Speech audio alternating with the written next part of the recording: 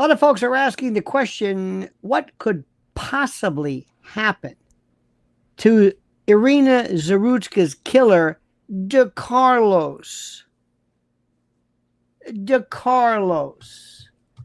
You know, this miserable DeCarlos. That's right, DeCarlos Brown Jr., who's guilty and demented and worthless. What could possibly be the penalties for him? This is what I would do were I the prosecutor for DeCarlos guilty.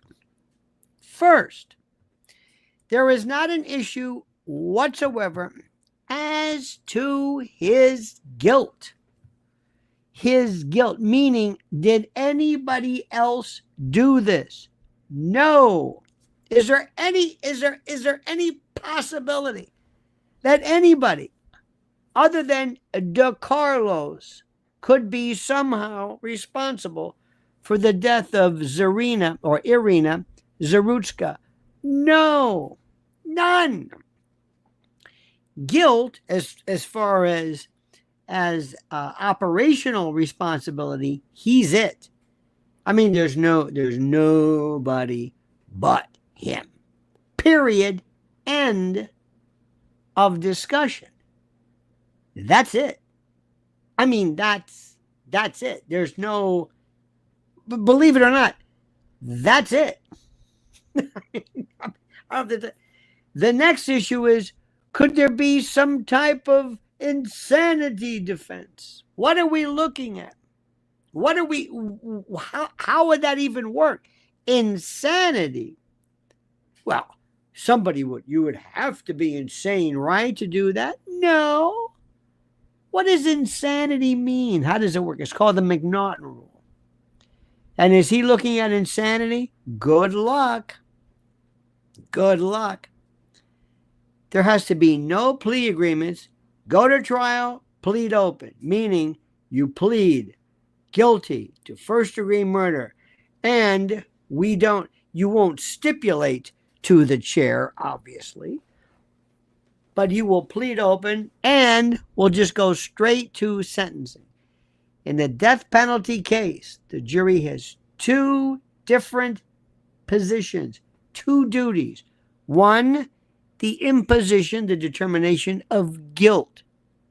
Second, penalty. And then they have to find out, based upon the preponderance of the evidence and whether the aggravating circumstances outweigh the mitigating. And there are some statutory provisions. If you kill somebody during the course of a felony, blah, blah, blah. But this is where you basically, you lay it on. And let me show you how to do that. But before we do this, my friend, I want to tell you something that I tell my friends and all of my followers and my listeners on the nation, on Lionel Nation. I have said this to you. I am 100% absolutely adamant, I tell you, adamant in the belief that we have to prepare for some mighty, awful things coming regarding emergencies. And you can feel it. The warnings are everywhere. I'm telling you, shelves won't always be full. Trucks won't always run. Systems that we take for granted can stop in an instant. For hurricanes, wildfires, strikes, blackouts, riots, even an EMP, none of it is far-fetched. None of it is far-fetched anymore. Now imagine 1 week without food. Could you handle 1 week without food? No. Everybody thinks they've got stuff. Well, we got stuff. No. A week with a family, enough for 7 days. That's just 7 days. I didn't even say 30 days. I said 7. We're not talking snacks or banana chips or jerky. We're not talking comfort items and, potato chips. We're talking calories, protein, clean water. Your family depends on. And remember what you need during these times. It's not gold. It's not credit cards. Not cash. It's not Bitcoin. It's food, water, energy, and ammo. It doesn't take a global collapse. It takes one disruption, a labor strike, a supply chain shortage, and that's it. Some storm that halts deliveries, and suddenly the stores are empty, and people are freaking out, and the domino effect is real. And once it begins, you'll either be prepared or you won't. That's up to you. So that's why you right now have to pay attention. You cannot wait. My Patriot Supplies 3-month food kit gives you over 2,000 calories a day, 22 different varieties, and a shelf life of up to 25 years. And today, you'll get an additional 4 weeks free, a $247 bonus. That's it, my friend. So don't gamble with hunger. Don't assume someone else will bail you out. Preparation, my friends. Preparation is not paranoia. It's responsibility, okay? So go now to preparewithlionel.com. Preparewithlionel.com. I have a link right here at the top of the description section. Secure your food, secure your family, secure your future. That's preparewithlionel.com. Now, as a former prosecutor, I can tell you right now that we're looking at something which is very, very, very, very, very simple. And this is what they're going to do. This guy, the only chance he has is some kind of defense, something in mitigation. Probably it's going to be tough because the insanity defense is very rarely used. But what's the worst punishment? Let's talk about this. We're looking at right here. America, as you know, is supposed to be a country of justice, right? The inscription over every courthouse says it clearly: equal justice under law, right? But for that promise to mean anything, there must be consequences. When evil men, horrible men, vermin, scum, and slime snuff out innocent lives.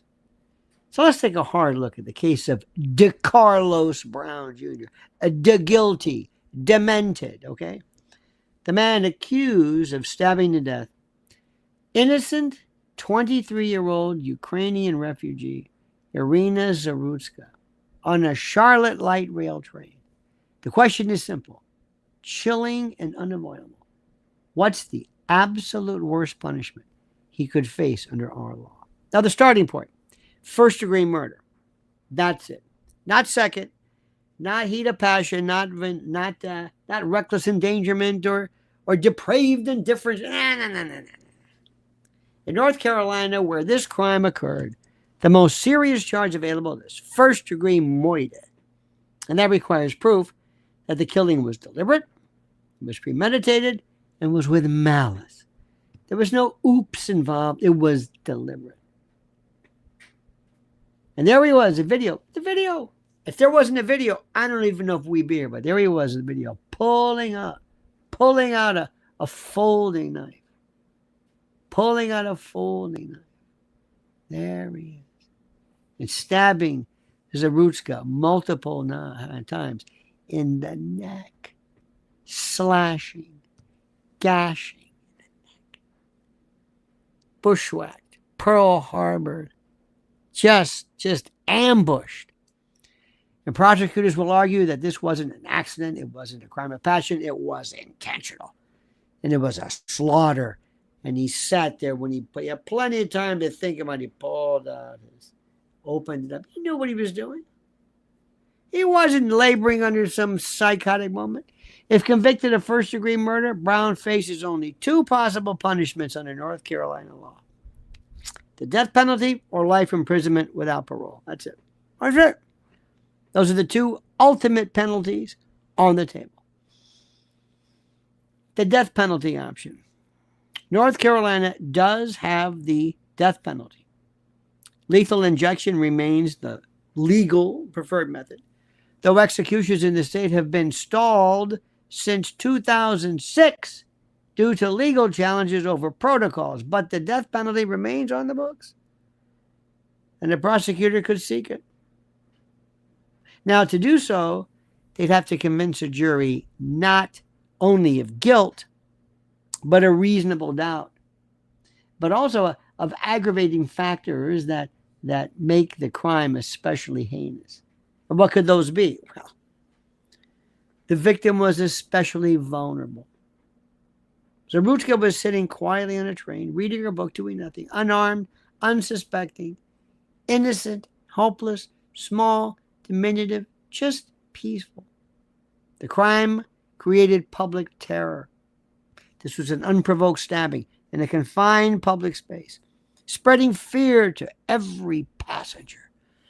And the brutality, oh my God, stabbing someone multiple times in the neck, the carotid, the jugular, oh my God, the blood. And you're aware of it, the horror. You're aware, you don't, it's not a quick passing. It's horror. And when you see your own blood, the psychological torture that accompanies it is horrible. It is beyond anything. It shows a cruelty beyond the bare act of killing. And if a jury accepts those aggravating factors, they could impose death. That would be the harshest possible punishment. The state putting Brown to death for his crime. And there's also life without parole, which is obviously pretty self-explanatory. The second option is life imprisonment without.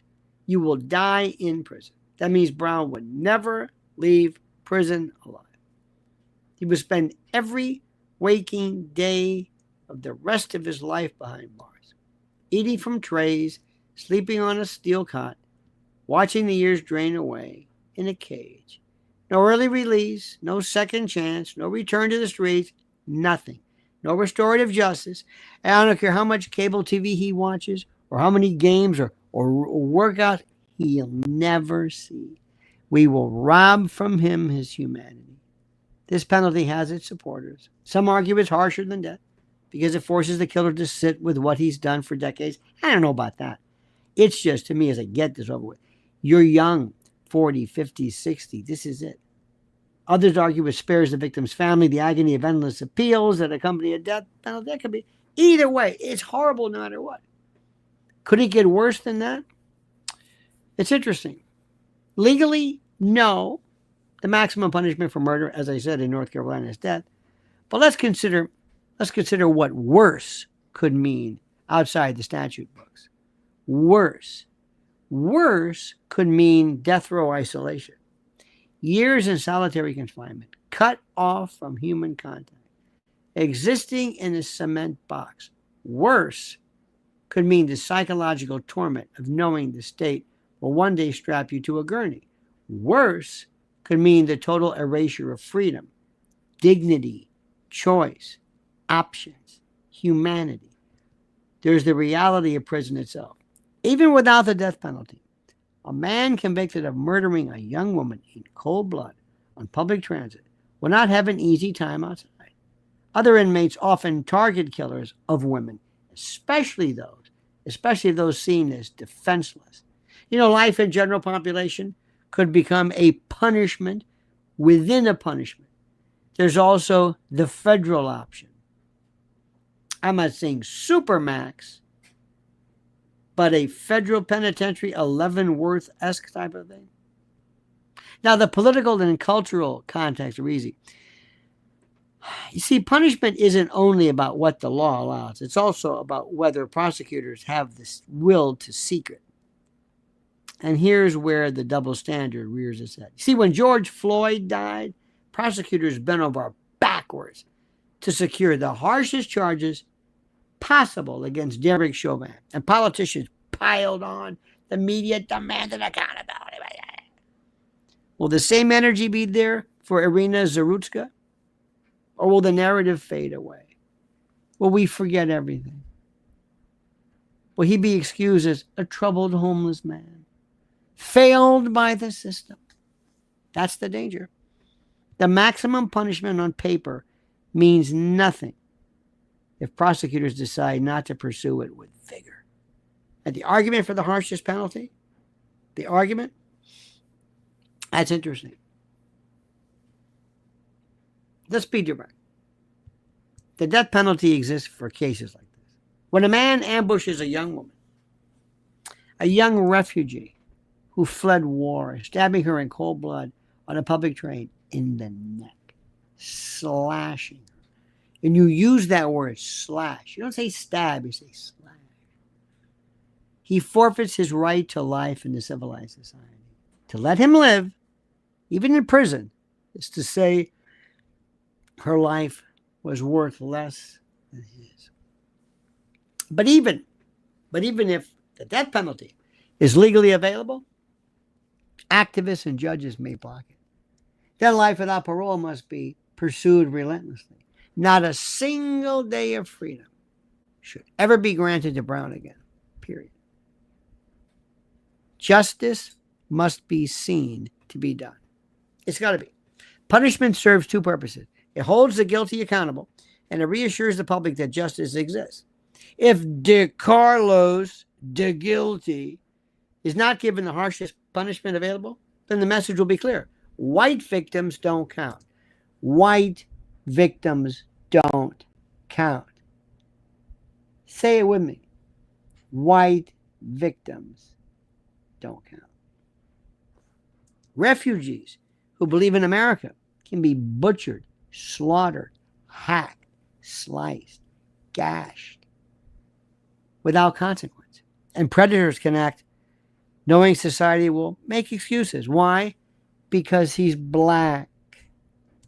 He's homeless. He's black. You don't understand. You don't understand. He's black. DeCarlos. No. The harshest penalty isn't an option.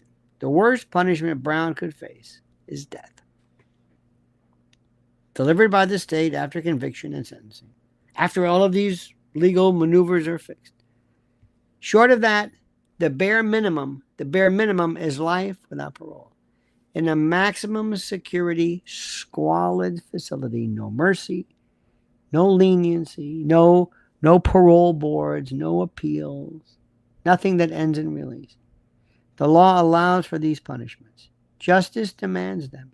And America's conscience, whatever that means, they should not rest until a message is sent. And every life matters. Every murder matters. And killers face the ultimate price. Even if you're DeCarlos and you're black. Because they'll say that that means that's a different story. Well,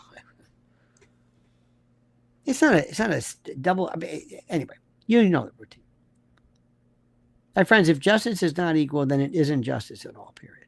That's simple. So we're going to watch this happen. Now, what I think is going to happen, you want to know what I think? Nothing. Nothing. We'll forget.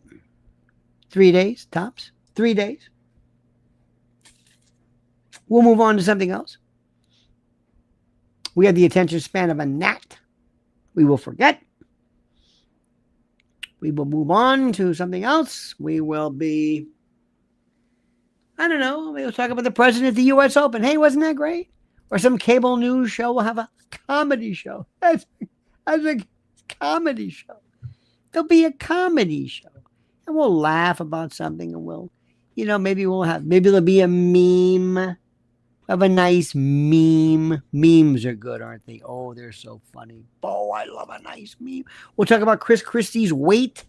That's always good. We love to do that, right? Chris Christie's weight. Oh, it's funny. And that's it. That's it. That's what will happen. Absolutely, positively, nothing. Nothing. And I think we can fix this. And I think we can do a hell of a lot better than that. That's what I think. I think we can do a lot better than that. And the way we do it is for you to sit back and scream in every way possible, on every platform, on everything available, and tell people you're not going to do it. I'm doing everything I can. I'm on this YouTube thing every single day. I'm on this. I'm on 2 different YouTube channels. I'm on I've got 2 different X channels. I've got Truth Social and Getter, and I've got Facebook, and I've got a newsletter, and I hope you to sign up for the newsletter, and I'm going on WABC, and I'm telling everybody I can. I'm using every available breath. This is what I do. This is my direction. I use whatever I can, whatever my abilities are to speak, I think, lucidly, I hope, and to direct them accordingly. Because I wish one day people would feel what we do, because I wish, remember, we theoretically are the majority. And as the majority, we have had to learn in the past that whenever there is a black person who, for whatever reason, has been shot or harmed or hurt, or whatever the reason is, that we've had to just take it and worry that somehow nobody will be upset. But I wish just once another community would know what it'd be like to say, oh my God, did you hear what they did?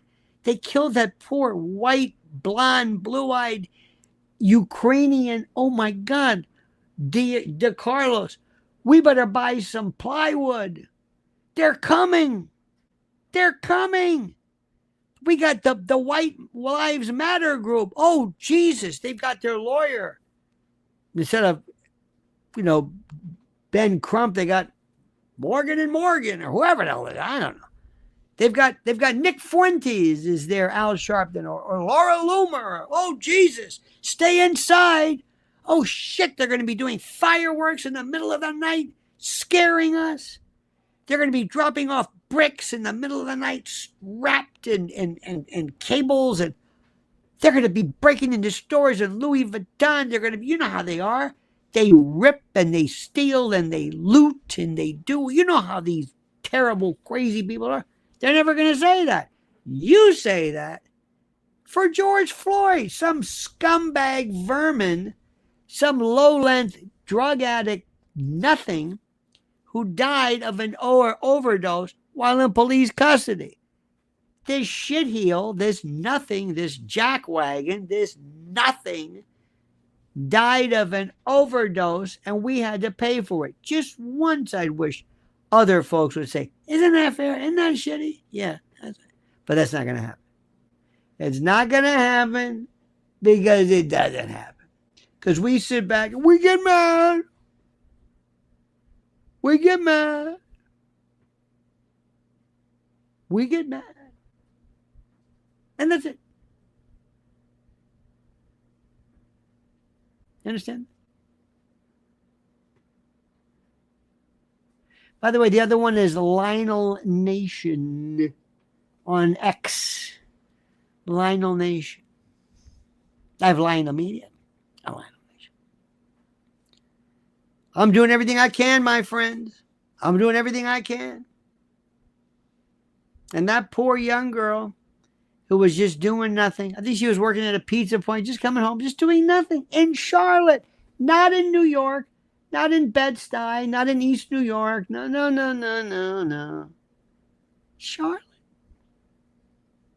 For all you people who say, why don't you move? You got to move. You got to move. I'm not moving anywhere. What are you talking about moving? I'm not moving. Nobody's moving. So that's it, my friends. This is a horror of horrors.